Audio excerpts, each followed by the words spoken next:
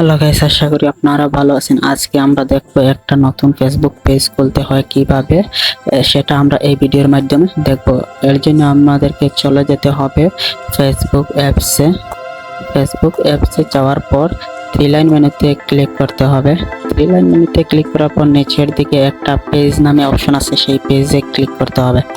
পেজে ক্লিক করার পর পরের দিকে ক্রিয়েট অপশন আছে, সেই ক্রিয়েটে ক্লিক করতে হবে। ক্রিয়েটে ক্লিক করার পর নিচের দিকে একটা গেট স্টার্ট নামে একটা অপশন আছে, সেটা ক্লিক করব। ক্লিক করার পর আপনার যে নামে ফেসবুক পেজ খুলতে চাচ্ছেন সেই নাম এখানে টাইপ করতে হবে। আমি জাস্ট ডিজিটাল মার্কেটিং এটা টাইপ করে নিলাম।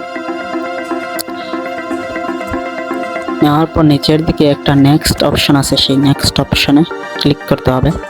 নেক্সট অপশনে ক্লিক করার পর আপনার পেজটা কোন ক্যাটাগরিতে ক্রিয়েট করতে চাচ্ছেন সেটা এখানে সিলেক্ট করবেন। আমি পার্সোনাল ব্লগ এটাতে ক্লিক করব। ক্লিক করার পর নিচের দিকে নেক্সট অপশন, সেটাতে ক্লিক করব।